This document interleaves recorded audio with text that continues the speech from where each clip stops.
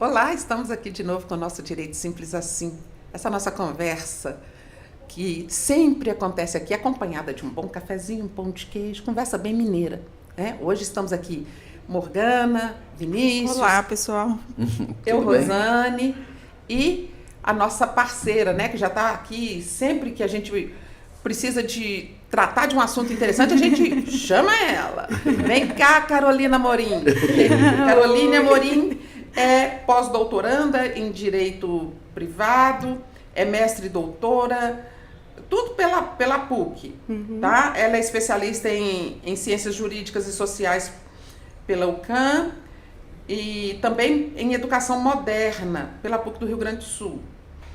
É MBA em Liderança e Inovação, além de, lógico, né, graduada em Direito, é professora e é membro do IBERC, Instituto Brasileiro de Estudos em Responsabilidade Civil, e do IBDFAM, né, Instituto Brasileiro de Direito de Família. Então, tem mais coisa, mas eu só vou falar isso aqui. É extenso. Fica um pouco difícil. Hoje nós vamos conversar sobre transição, né, dentro da carreira, né? Aqui nós estamos tratando da carreira jurídica, né? E todo mundo começa, Carolina, que é muito bem-vinda. Muito obrigada. Todo mundo começa cheio de expectativa na carreira. Porque eu vou fazer assim, vai ser assado e tal. Mas com o passar dos anos, as coisas vão se mostrando um tanto diferentes, né? E aí a pessoa vai... Ou fica um tempo no entusiasmo total, daí a pouco passa por um tempo de frustração, de até querer abandonar a carreira, e vão chegando as experiências e são coisas que vão engrandecendo a gente, na verdade. Eu queria que você falasse sobre isso e desse alguns exemplos, pode até ser exemplo seu mesmo. Vamos lá, né? Primeiro, obrigada mais uma vez. É sempre um prazer muito grande estar aqui com vocês, né? Meu chefinho para sempre, né? As meninas sempre muito gentis no trato com a gente aqui no convite. Rose, pode me chamar sempre que você precisar, tá? Estou à disposição. Que bom. Vamos lá. Eu acho que hoje em dia o profissional ele tem sido cobrado com uma certa fluidez muito maior. Aquela ideia que a gente tinha, né? Nós não vamos falar nosso CPF, né? Não vamos, nem vamos falar quantos anos estamos aqui, não vamos, vamos deixar isso desnecessário. Desnecessário, exatamente. Mas que a gente tinha aquela ideia, nossa, eu queria entrar nesse lugar para trabalhar e queria aqui terminar meus dias, quero estabilidade, quero segurança, né? Quero me sentir em casa, quero a família do trabalho. Hoje em dia a gente tem visto uma desconexão dessa ideia. Primeiro que as pessoas estão com uma necessidade de readequação e ressignificação constante, pela fluidez de mercado mesmo, né? O mercado ele tem colocado para a gente esses desafios. Se você não for uma pessoa adaptável, se você não for uma pessoa ensinável, se você não for uma pessoa aprendível, se você não for uma pessoa maleável, você não vai conseguir se manter em lugar nenhum. Então a gente tem sido muito cobrado nesse sentido, né? Na perspectiva da carreira jurídica, da perspectiva jurídica, muitos alunos meus mandam às vezes uma mensagem assim do nada, assim, professora, tudo bem? Ótimo, tudo ótimo. Mas aqui, cadê aquele leque que a senhora falou que eu ia ter de oportunidade se eu viesse fazer direito? Porque o meu eu não estou conseguindo encontrar nem a ponta, quanto mais o leque, né? O que eu faço? Como é que eu posso fazer e tal? Então, assim, a gente tem vários fatores que trazem, de fato, essa necessidade de você primeiro se conhecer, ir colocando, né, as suas condições, verificar o que é sonho alcançável, objetivo, que não é um objetivo, nossa, eu quero ser embaixadora do Japão, né, eu quero ser... Calma, né? Vamos trazer um pouquinho mais de realidade para a vida, trazer um pouquinho mais de realidade para as construções das carreiras, porque, de fato, o ramo jurídico, ele dá pra gente várias oportunidades. Sim. Então, você pode... aluno, quase todo aluno, quando começa o curso de Direito, pensa assim, vou começar o Direito para poder fazer concurso. Quero um bom concurso. vou fazer direito para fazer concurso e tal. Às vezes é uma coisa que você imaginou, que você idealizou e que por vezes pode sofrer uma mudança de rota no meio do caminho. Na minha experiência particular, quando eu comecei a fazer direito, eu já fui assim, né? Eu sou uma moça da roça, né, gente? Então, quando a gente é da roça e chega aqui na capital, a gente tem outro desafio, que são adaptações e tudo mais, né? Distante de família, colo de pai e maninha, que eu queria o tempo todo, essa coisa toda, né? Mas quando eu cheguei aqui, eu fiquei maravilhada com as questões de oportunidade. E o direito não foi minha primeira opção. A minha primeira opção foi comunicação social. Eu quero ser comunicóloga, né? Vou fazer comunicação social, vou ser famosa. Vou lá, né, de repente vou trabalhar do lado da Xuxa, e aí o negócio vai fluir de outra maneira, né? Mas acabou que no meio da construção do curso de comunicação, quando eu vi a prática como é que era, houve meu primeiro ajuste de rota. Meu primeiro ajuste de rota foi, não, isso aqui é informal demais para mim. Na época não tinha questão de credencial, qualquer pessoa podia ser considerada empregada como comunicólogo. E naquela época, alguns anos atrás, né, que foi quando eu fiz esse curso, não existia... o que o mercado de trabalho trazia era oportunidade de emprego. Carol recém-formada e fulana que tem 5 anos de mercado de trabalho. Carol dançava. Fulana não tinha a formação acadêmica, mas ela tinha 5 anos de formada. Então, a Carol dançava. Aí eu falei, não, vou voltar, vou fazer pré-vestibular de novo, fazer direito. Fui fazer direito, né? Vou fazer direito, vou fazer o quê? Eu vou ser juíza, né? Então, vou fazer direito para ser juíza, então vou fazer concurso. Fiz a pior das escolhas que eu podia ter feito enquanto período de estágio na minha construção, estou dizendo da minha experiência pessoal, né? Da minha construção acadêmica, que foi estagiar só dentro do gabinete do juiz da vara civil, que era o lugar que eu queria sentar. Eu queria sentar no lugar dele, então eu queria aprender o que ele fazia, eu queria ver o dia a dia dele, eu não tive outras oportunidades, sabe? Quer dizer, eu não quis, não busquei. Você focou ali. Foquei ali. Então, eu não fiz um estágio numa secretaria, eu não fiz nenhum estágio num próprio escritório de advocacia, eu não fiz isso. Eu não tinha essa expertise. Eu trabalhava com ele, do lado dele, o tempo todo, e isso foi durante 3 anos. Beleza. Formei. Assim que eu formei, o meu professor, que foi meu coordenador, meu orientador de TCC, virou para mim e falou assim, eu estou precisando de alguém para o departamento civil do meu escritório. E eu queria que você fosse trabalhar comigo. Falei assim, eu? Você. Mas eu ir coordenar departamento, eu nunca tinha entrado num escritório de advocacia. Eu só trabalhava do outro lado da cadeira, minha experiência profissional era essa, né? Não, quero que você venha. Porta nova. Fiz o quê? Girei a maçaneta. Fui. Então, a minha primeira experiência profissional, quando graduada em Direito e já aprovada na OAB, foi de trabalhar num escritório de advocacia. Lugar que eu nunca tinha pisado antes. Que eu não fui preparada para isso. E que não era a sua intenção. E que não era a minha intenção. E aí fui experimentando o negócio, fui gostando e tal, e já fui também para a seara da docência, né? Paim, professor, maninha, professora. Maninha foi minha primeira professora da vida, prézinho de 3 anos de idade. Então, eu tinha essa coisa, me apaixonei loucamente pela minha professora de pré-primário, até hoje, tia Narci.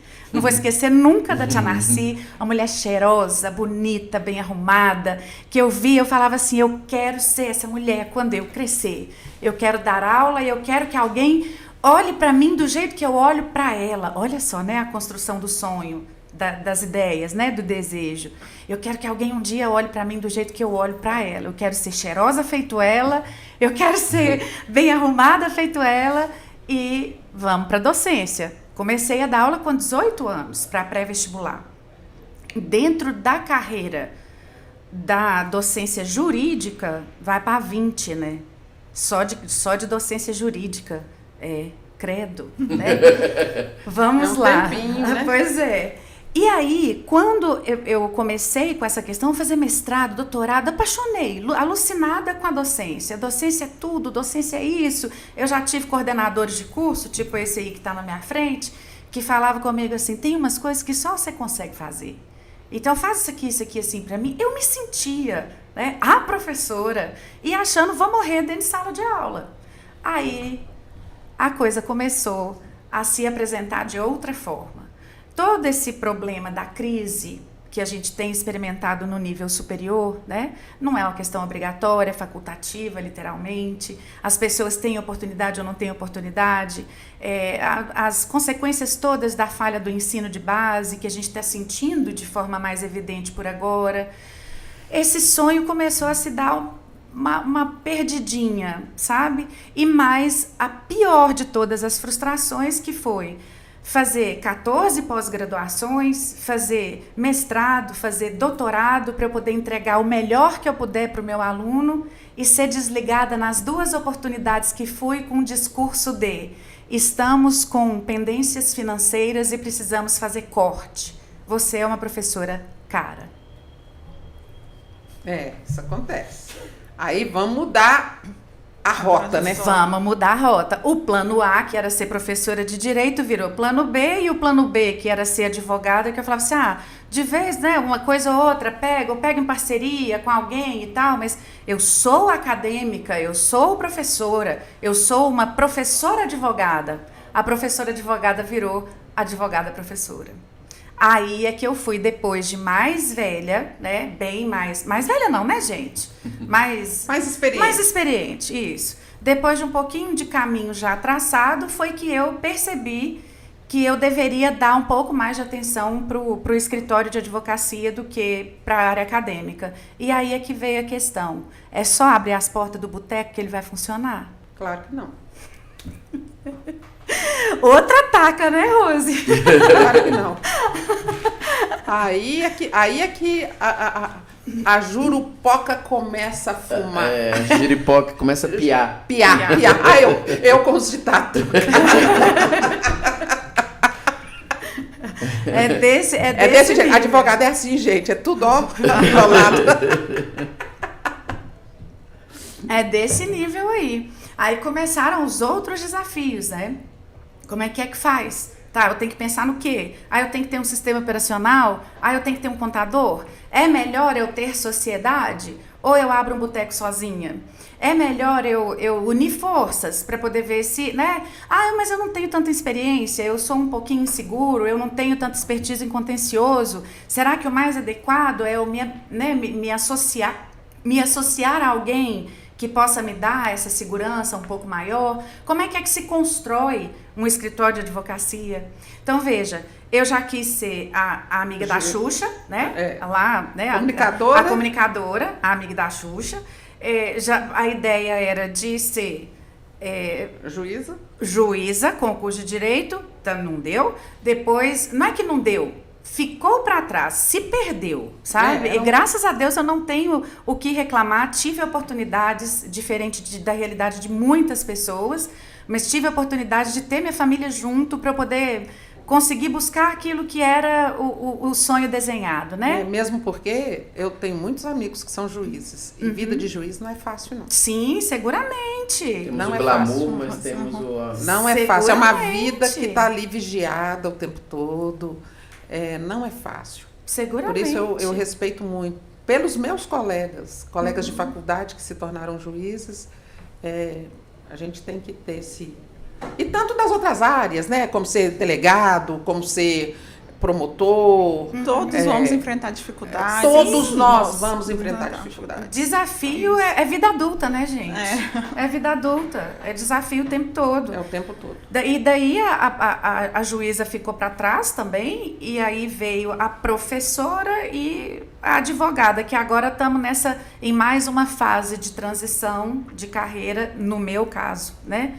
Mais uma fase de transição de carreira que somos, não só eu, mas vários colegas também, que se dedicaram muito à questão acadêmica, que imaginaram realmente aposentarem, né? Dando aula dentro de uma sala de aula. Aposentar dando aulas dentro de uma sala de aula, tendo que ressignificar algumas questões de profissão, porque a gente não sabe qual vai ser o cenário daí para frente. Ô, Carol, e como você utilizou a sua docência como uma ponte para chegar agora na advocacia efetivamente, né? Porque hoje, pelo que você está falando, a advocacia é o seu principal foco. Hoje é. Né? Como você utilizou a sua docência como uma ponte, um caminho para... A gente costuma dizer que a oportunidade de estar na frente de uma universidade acaba te dando uma visibilidade maior, né? Então, quando você pensa em algumas questões que são polêmicas, ou que você possa levar de forma de aprendizado para as pessoas, a publicação de um livro, alguma palestra, alguma coisa importante, a própria sala de aula, dia a dia, né? A gente acaba, as experiências, a gente acaba usando no nosso linguajar, dizendo que a academia, por vezes, ela serve de vitrine, para que você seja visado. Exato. Né? Então, assim, e nós temos na advocacia a grande dificuldade de não poder ser muito ostensivo em termos de publicidade para poder alcançar. O estatuto limita, né? Exatamente. Então, com essa limitação, como é que você faz para o seu nome aparecer? Né? Como é que você faz para você conseguir ter um espaço? Como é que você conquista isso? Então, assim, não foi da noite pro dia. É luta. Sabe? Não foi da noite pro dia. Essa construção não é uma construção que acontece se você não perseverar, literalmente, todos os dias, de forma muito constante, você acaba desistindo. Nós temos vários colegas, né, chefe, que falam assim, vou advogar, tá na academia e tal, aí você fica com aquela outra questão da análise de perfil, que eu acho que a gente tem que pensar muito na hora de decidir qual carreira ou qual rumo da carreira que a gente vai sentir. Seu perfil é mais conservador? Você gosta de ser seletista, né? De ter o seu salário todo mês bonitinho, saber quanto que é, como que vai ser, tarará, tarará. Ou você tem um perfil mais empreendedor, você consegue viver como profissional liberal sem perder qualidade de vida, né? Porque você fala assim, vamos como profissional liberal, mas eu não tenho nenhuma reserva ali para poder me dar uma segurança de 2 anos para poder ver se eu consigo ver a advocacia emplacando, porque a advocacia não te dá um retorno imediato. Não.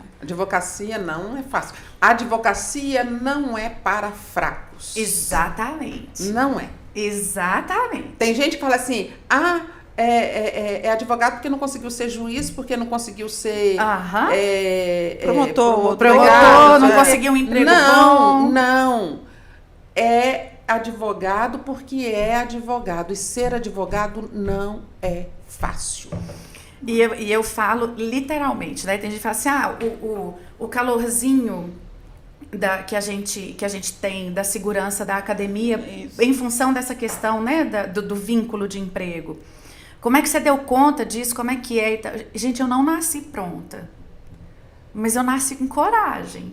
Tem que ter coragem. A gente só tem que ter coragem. Fé na gente, na capacidade da gente, fé no que está acima da gente também. A gente tem que ter coragem. As pessoas hoje, agora, muito me preocupa e falo mesmo. Vinícius está aí.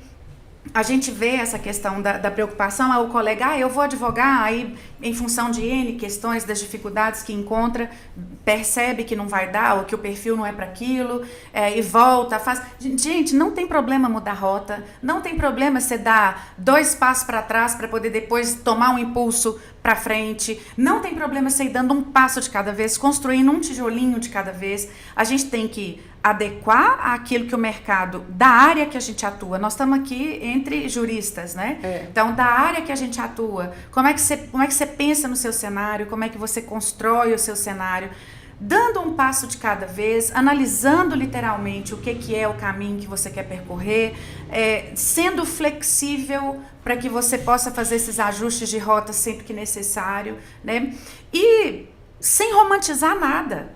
É o bem feito todo dia, sabe? É o mínimo bem feito todo dia que te leva a algum lugar. O extraordinário, ele acontece da noite para o dia, não é porque você criou uma grande explosão de acontecimento, é porque chegou o momento da resposta, do estorno, de voltar para você o seu trabalho constante, diário, bem feito todos os dias. Então não tem que romantizar. Acorde 5 da manhã, né? Tome banho de água gelada, entre numa banheira de gelo, fique lá por 30 minutos, que o seu cérebro vai não sei o quê. Suba a montanha, desça a montanha. Não é. Mas a gente sobe dessa montanha todo dia. Não é, gente? Então, a ideia não tem hora que a água tá gelada mesmo. a ideia, não existe fórmula mágica, sabe? Não existe fórmula mágica. É trabalho, gente. É trabalho e autoconhecimento. Carol, eu ia te perguntar exatamente isso. Estamos no início do ano, né? E aí as pessoas têm que fazer essa retrospectiva. Final do ano, pro ano que vem, né? Não, estamos no início do ano. Repete a pergunta, por favor. Aqui tá em janeiro, né? Programa já. Eu esqueci. Corta essa parte, repete. Eu acho que eu até esqueci. Estamos no Então, início do ano. vai. Vamos lá. Pode. Vamos lá. Bacalhau. Carol, estamos no início do ano, né? Então a gente sempre faz um processo de reflexão, né? Do que a gente quer, do que a gente. Nossos objetivos, o que a gente quer alcançar. Para essa pessoa que está perdida ou desiludida com a sua profissão, qual que você. Não pode ir! Essa dá conta, Léo. Vamos de novo. Vai. Eu esqueci que vai. Desculpa, A gente nunca teve que cortar, eu acho que é a primeira vez. Vai lá. Oh, Calma, meu deixa Deus. eu tomar água aqui. Toma água, relaxa. Desculpa aí. Não, pode ir que eu mesmo. Corta a cada 3 minutos. Eu sei. Vai lá. Nós aqui não somos muito de cortar, né? Não, vocês são super tranquilos. Vai lá, Tá agora bom, vai. vamos lá. Pode, Léo? Pode. Carol, estamos no início do ano. Então, geralmente, né, a gente sempre passa por um processo de reflexão da nossa vida. Então, a gente sempre coloca na balança aquilo que está ok, que está bom, e aquilo que a gente quer melhorar ou totalmente mudar, que foi o seu caso aí que você estava mencionando. Para essa pessoa que está com esse sentimento, que a advocacia ou então a docência não é mais o caminho, o que você indicaria para essa pessoa? Quando ela percebe, quando ela acha que nem a docência e nem a advocacia... Não, o que for, independente da profissão dela, independente. Mas ela viu que está no momento que ela precisa mudar. Eu acho que a busca do autoconhecimento é o primeiro passo. Porque tem gente que fala assim, toda projeção de início de ano, quando eu coloco minha listinha de desejos, nessa listinha de desejos, de 10 pontos eu consegui 2. Mas será que você está colocando desejos alcançáveis mesmo? Possíveis mesmo? Sabe? E eu acho que a gente só consegue ter essa percepção quando a gente se conhece. Porque aí você consegue enxergar um pouco melhor qual que é o viés do seu perfil. Você se enquadra em quê? Você é melhor... Porque, gente, todo mundo tem uma coisa que é melhor do que todo mundo no que faz. Ninguém é bom em tudo o tempo todo. Ninguém é bom em tudo, em todos os sentidos. E né? nem é ruim. E nem é só ruim. Todo mundo tem um ponto que é mais evidente do que os demais. E a gente se destaca nisso. Sim. A autogestão que você faz da prospecção de carreira... Eu acho que a primeira coisa que as pessoas têm deixado passar muito despercebido é essa questão do onde que eu me enquadro, no que eu sou bom.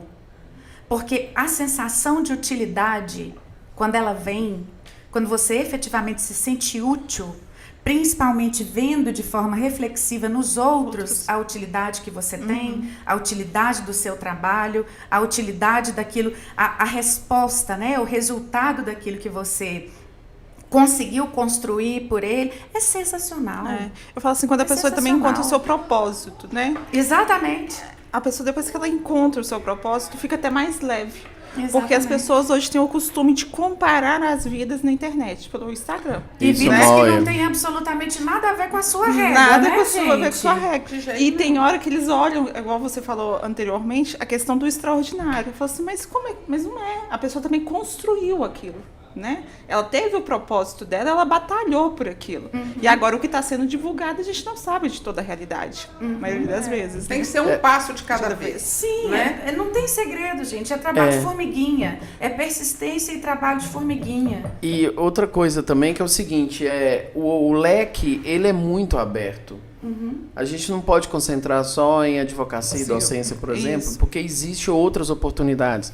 E até oportunidades, mesmo que a gente está falando da carreira jurídica, oportunidades fora do direito. Porque eu tenho um exemplo que é muito interessante, que eu sempre conto para os alunos em sala de aula, que eu sempre, aquela primeira aula que a gente dá, né, que parece que a gente está vendendo livro de autoajuda, né? Eu sempre brinco no aula falando que é R$50 depois autografada e já é R$100, né? Que é o seguinte, eu lembro de um caso de um colega que que eu conheci, né, que fez o curso de Direito, e ele passou por divina bondade, porque não estudava, não sabia o que queria, não sabia aquilo, não sabia o outro e tal, e acabou formando. A advocacia não apetecia por causa da parte contencioso. Também para concurso ele não tinha o foco necessário, né? E nem conseguia vislumbrar às vezes, né? Tal. Só que é muito interessante porque o pai dele era dono de uma gráfica. Olha para você ver, esse cara é super bem sucedido. Ele é dono de, eu não vou falar nomes, né? Mas o pai dele tinha uma gráfica. E naquelas idas e vidas de poder estudar para concurso, ele comprou uma apostila. E os alunos falaram, né, comprou apostila e falou assim, seu pai não tira um xerox dessa apostila pra gente aqui não, tal, porque, né, tá caro, a gente racha aqui, aquela coisa, né, compra e todo mundo apertado de dinheiro. Ele falou, que coisa interessante, né, isso. Aí, o que acontece? Não passou no concurso, mas falou, quer saber da coisa? Deixa eu ver o que tem de concurso. Naquela época tinha muito. Ele pegou o edital do concurso e montou o material que ele dava conta de montar. Chegou na gráfica do pai dele e fez a impressão das apostilas, combinou com alguns pontos, né, pela internet, né, que estava começando a internet, e começou a vender. Deu tão certo que hoje ele não mexe com nada do direito, ele é simplesmente dono de uma editora. Super feliz, super bem sucedido. Mas a advocacia foi o caminho. Foi o caminho. E não tem só isso. Né, depois a gente vai até conversar com a Carol, porque hoje em dia você tem várias oportunidades. A gente tem um descrédito do curso de Direito pelo volume de universidades. E aí, o que eu vou falar aqui, eu não preciso nem olhar para a cara dela, e nem preciso nem olhar para a cara de nenhum colega meu, que todos vão concordar. O que nós temos é um excesso de faculdade de Direito, um excesso de alunos, né, que muitos estão perdidos, não sabem o que fazer, mas de bons profissionais é raro. Pessoas dedicadas, pessoas... Então, assim, é número. É igualzinho... Muita gente fala que na hora que você vai fazer concurso, né, que quando você entra numa sala e você tá... Aquele tanto de gente fazendo aquele não sei quantos por vaga, realmente você se estudou, você está concorrendo com pouco. Você não está concorrendo. Tem uns que caíram de paraquedas, tem uns que não estudaram tudo, tem uns que não sabem o que estão fazendo ali. Então, até te perguntar sobre essa adequação. Porque o mercado é dinâmico. Agora, por exemplo, um tema que me interessa muito é a inteligência artificial, né? Que é por bem, por mal, ela te ajuda em muita coisa que a gente não tinha na nossa época. Nossa, na minha, então, não tinha mesmo. Não tinha mesmo, né? Gente, nós vimos a essa internet transformação. ser estabelecida, né? Gente, eu formei em 93. 93, olha. Nós estudamos a Constituição tinha pouco tempo. Nós estudamos o Código de 1916, né? 1916, Nós estudamos de 16. Mas, chefe, a questão da inteligência artificial no direito, assim, é uma faca de dois gumes, sabe? Eu acho que a gente tem que dar muita atenção para isso, a gente tem que abordar isso, sim.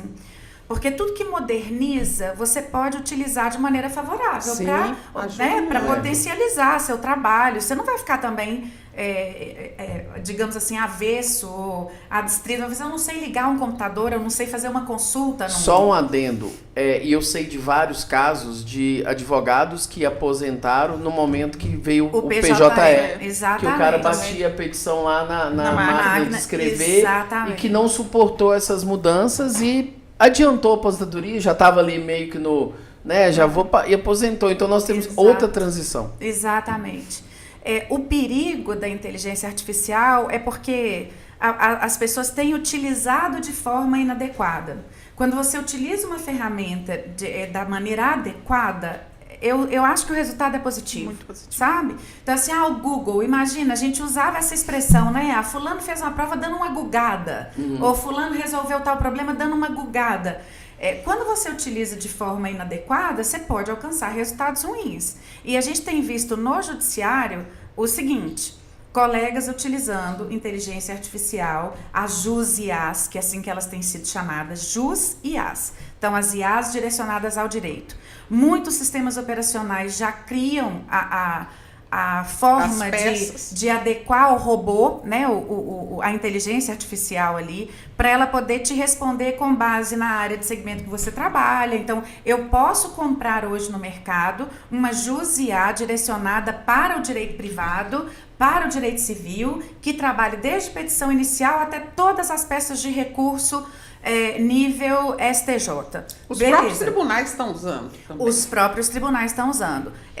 O Ministério Público já criou uma própria, os juízes e por aí vai, né? Mas aqui para nós advogados, tem muito colega utilizando de forma inadequada e acreditando que achou o... Pronto. Para isso. Sabe? Assim, eu vou pegar um caso de urgência hoje. Porque eu posso jogar lá no meu chat GPT isso aqui, no meu JUS-IA, isso aqui, a petição vai estar pronta, é o protocolo e pronto. Dinheiro na conta, cliente satisfeito, resolvido a demanda, né? E não necessariamente. Mas não é mesmo. Muitos colocando não só artigos de leis que não existem, jurisprudências que não existem, o judiciário já se aborrecendo com isso e trazendo multas e consequências, etc. Para o profissional.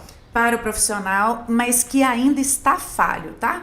Tá falho. Por quê? E eu falo isso com propriedade.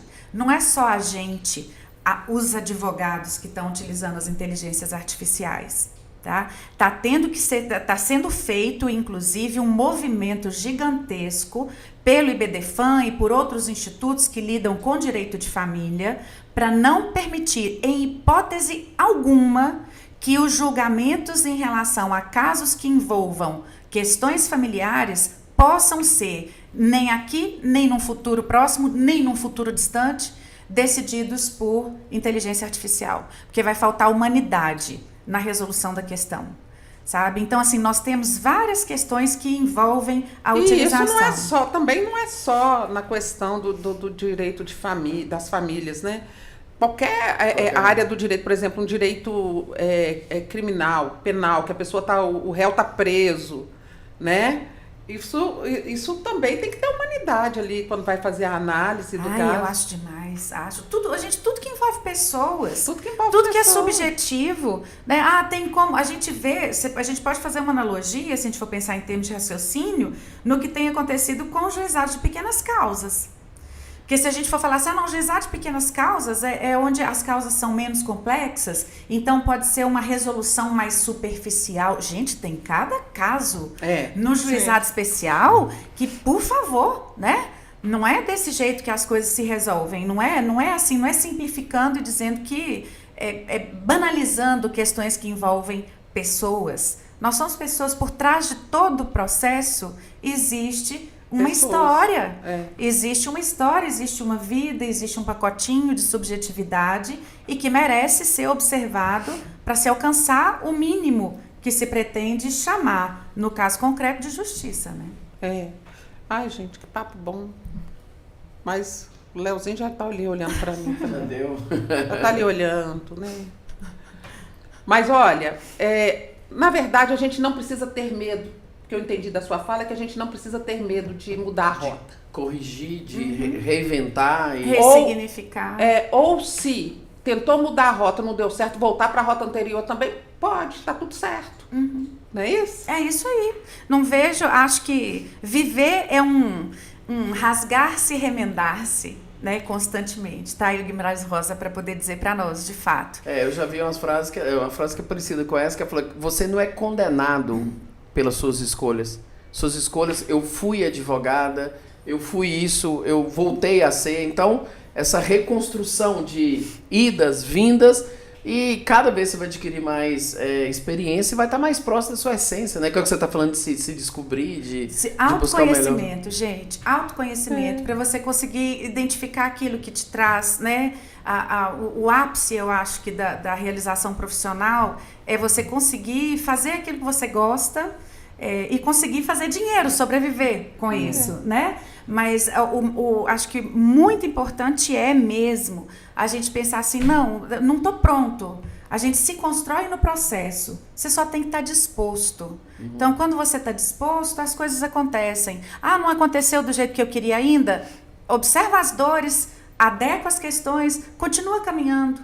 Continua caminhando, continua verificando, porque incansavelmente você vai ser testado.